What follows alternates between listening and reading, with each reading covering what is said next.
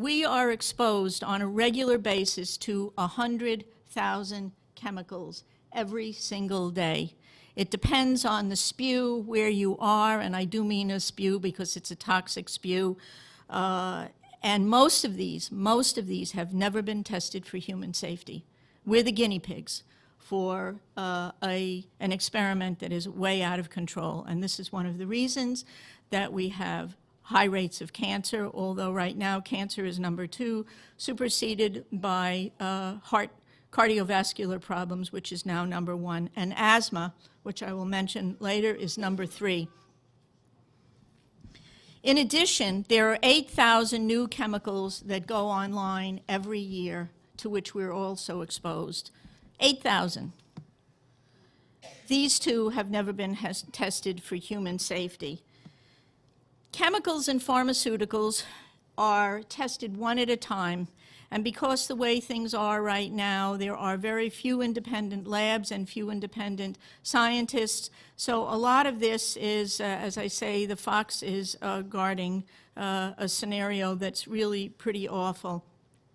And we have known really since the 30s, particularly for issues surrounding women's reproductive problems, that tampons were unsafe in the 30s, but a lot of things are covered up, and that has not changed in 70 years. So having the pharmaceutical companies test things or the chemical companies test things doesn't necessarily mean that we're safe if something's put online.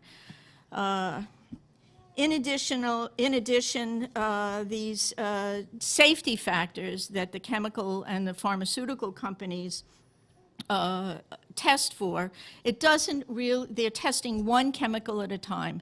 This does not address what Dr. Theo Colburn in Our Stolen Future in 1996 addressed, and that is it's multiple.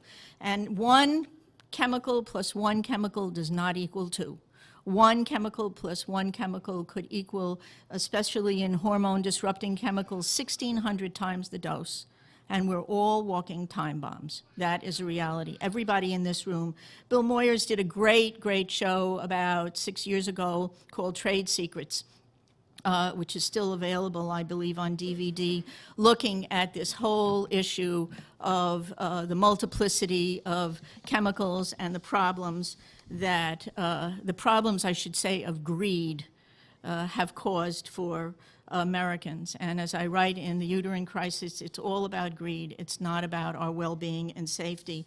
And there are countless stories about the problems of people who have become critically ill or died, stories going back to the thalidomide crisis in the 60s and 70s, toxic shock syndrome, pesticide poisonings, which are really off the scale, even for small children, and Vioxx, just to name a few. It was on the market when they knew it was unsafe, and people were spending a fortune so that the companies could make billions of dollars.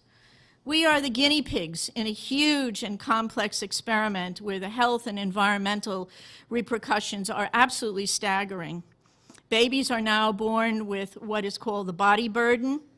That is, while they're growing in utero in their mom's bodies, they are already getting a chemical body burden that is passed on through the umbilical cord. And so by birth, these poor, innocent children are already affected.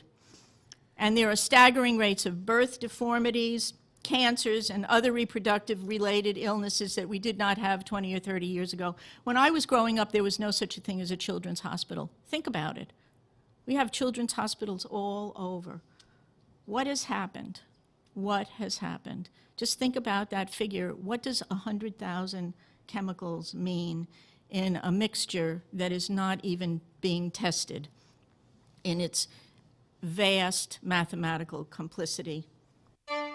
This excerpt is brought to you by the Massachusetts School of Law, the leader of reform in legal education and a leader in multimedia education for the public. To view the full interview and for a full listing of MSL's programs, log on to mslaw.edu.